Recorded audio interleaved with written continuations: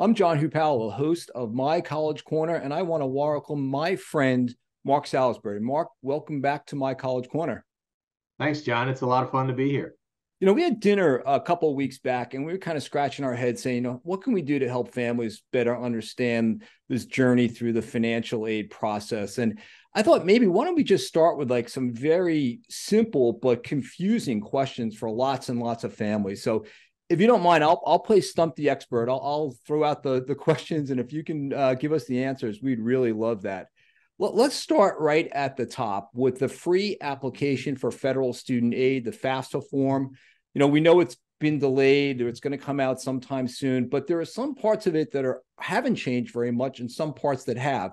One of the parts that hasn't changed is this idea that the student has to provide their prior year tax return. That's a crazy term, Mark. What does prior year mean? That's such a great observation. It's a perfect example of a term that got made up by somebody mid-management bureaucrat with no windows in their office, and it made sense to them, but to the public, it just does not really make a lot of sense. The answer to your question is this: when the FAFSA releases normally every other year, but this year in October 1st, the tax return that they're going to use right at the beginning, if you were filling it out October 1st, the tax return that you would use is the tax returns that you most recently fully completed, the fully completed year. So if you're filling it out in the fall of 2023, it'd be the tax return that finishes with the December 2022, right?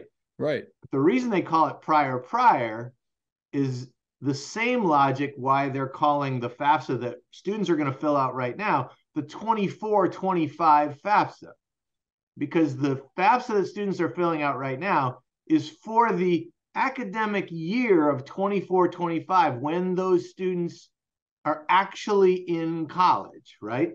Yeah, really key, right? They're acting for a year from now, they're or 8 months from now. That's really hard to get your head around. It is, because you're planning, like you're thinking, I got to think about school now. I got to think about college now. It's time to apply, right? It's a time to get that early action application in.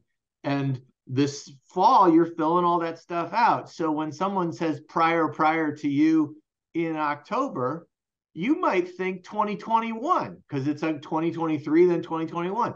But no, the prior starts from the beginning of the year that the student's actually in school, that fall of 2024.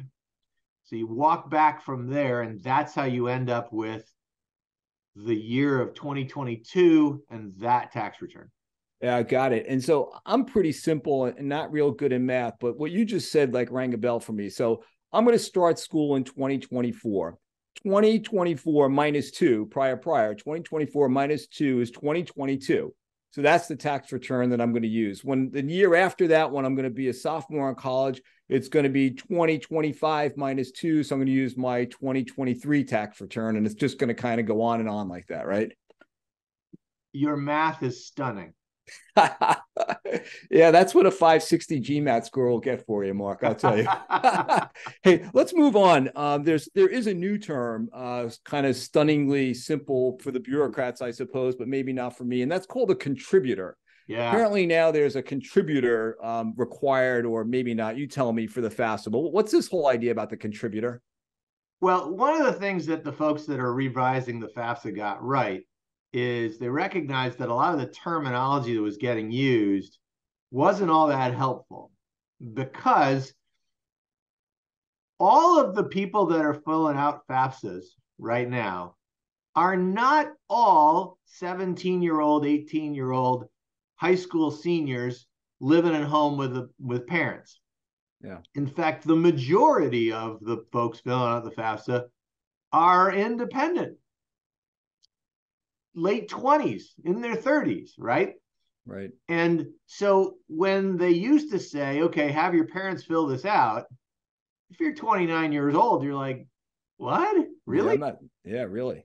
So they had to come up with a term that met the criteria more simply for everybody who would be adding information to an individual's FAFSA.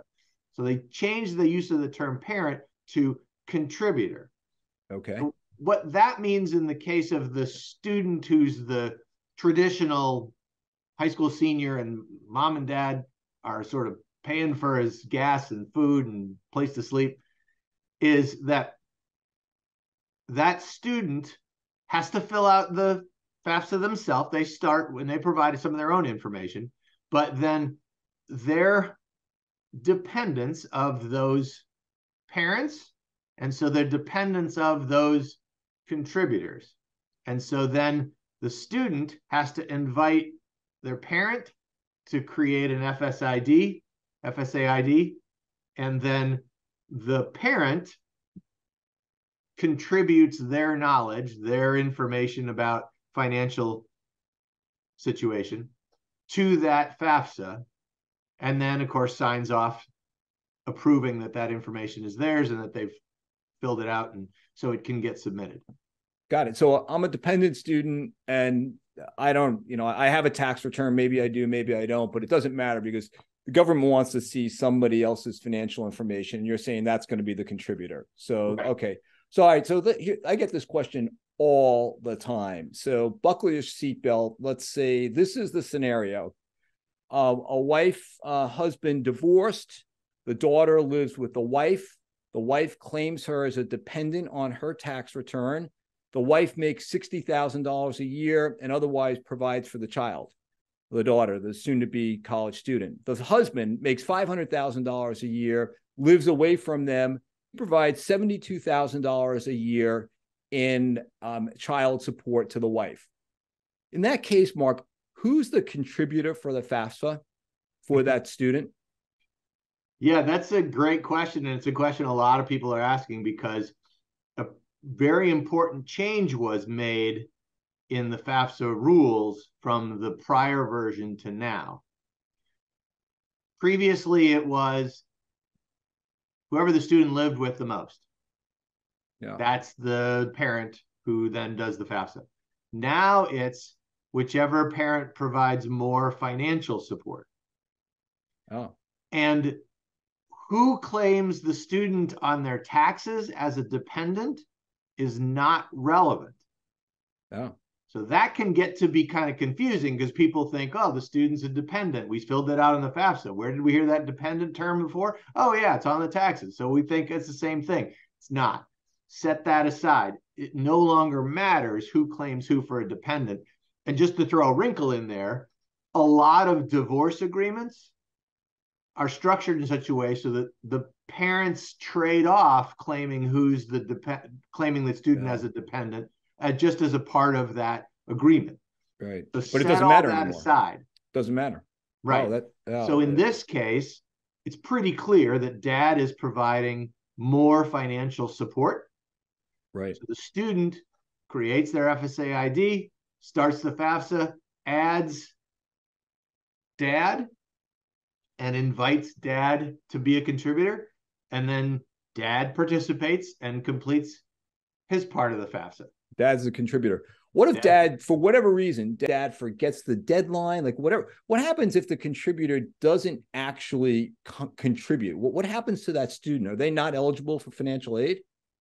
No, there's a process, and it's actually an improved process where the student now can put that information in. If the contributor just doesn't want to participate, the student can then be sort of called provisionally independent or provisionally dependent with the mom, and the school, then the FAFSA gets processed, then the school that the student wants to go to gets to be the ones that sort of deal with that complexity in that family situation and can make the determination, yeah, mom's the one, and we'll adjust and work from there.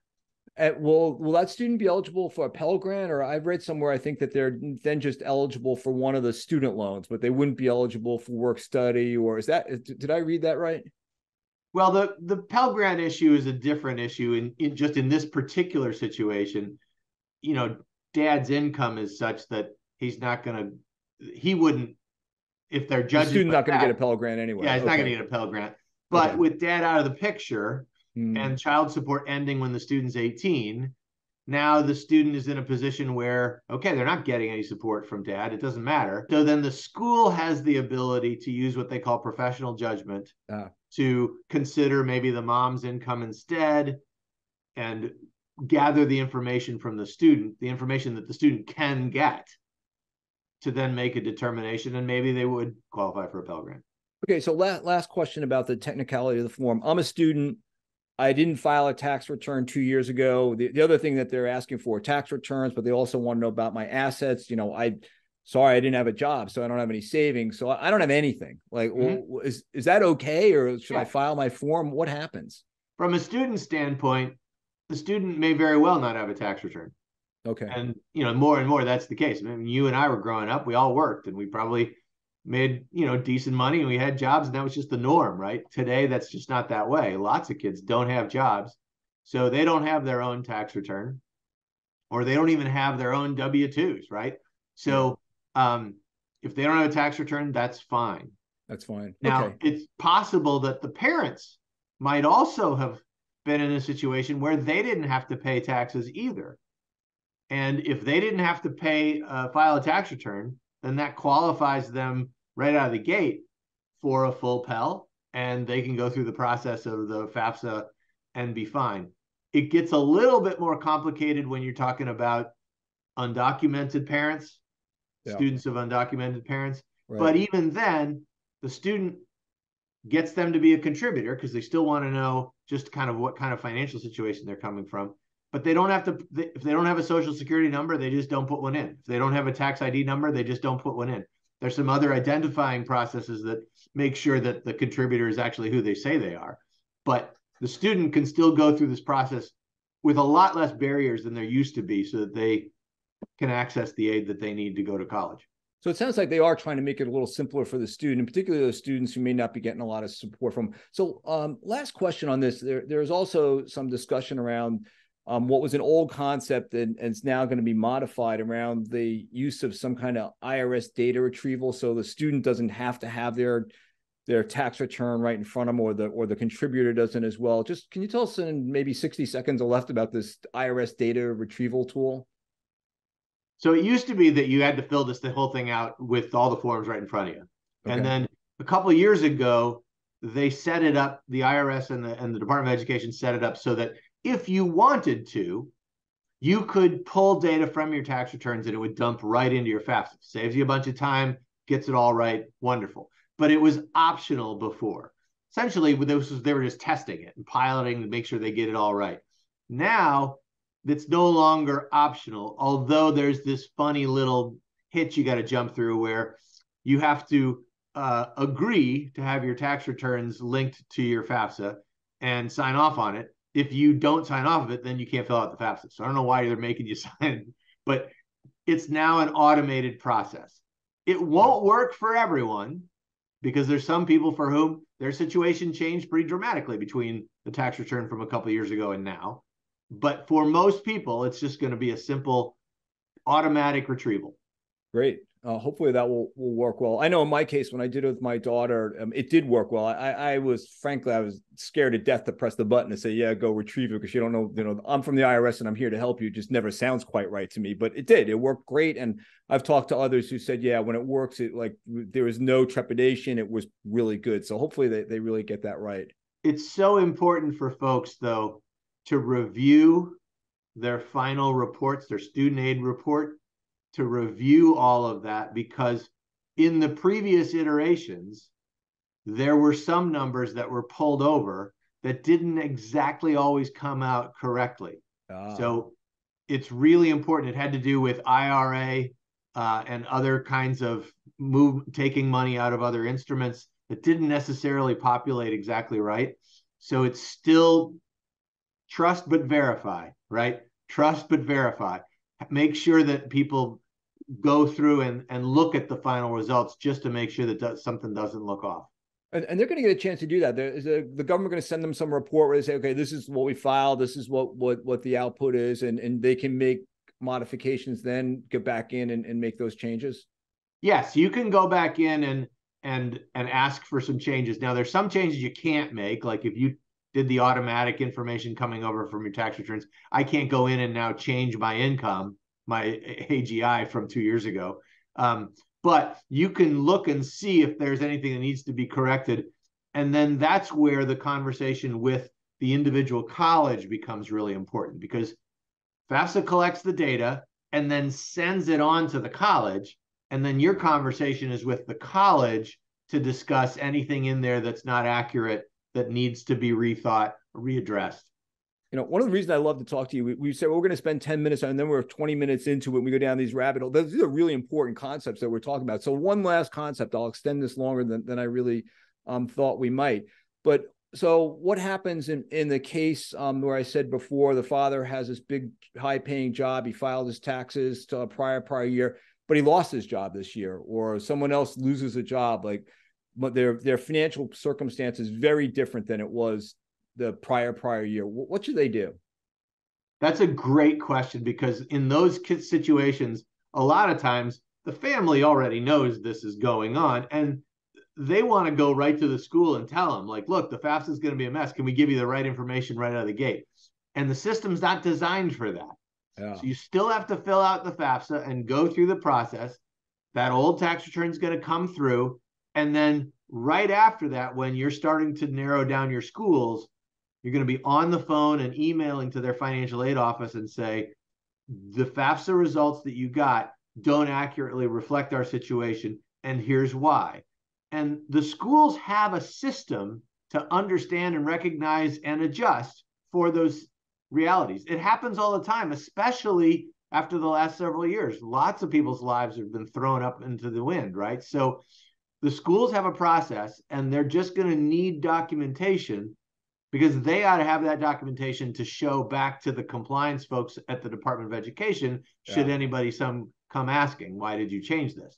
But there's a process in place, and folks shouldn't think twice about just going right to the school as soon as that process gets to that spot and say, we need to talk about this, because what has happened between prior year and now changes our situation dramatically.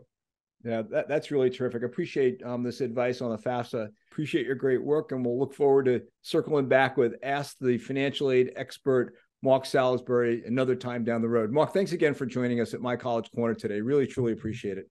Thank you, John. Have a great day yourself. You will. Bye now.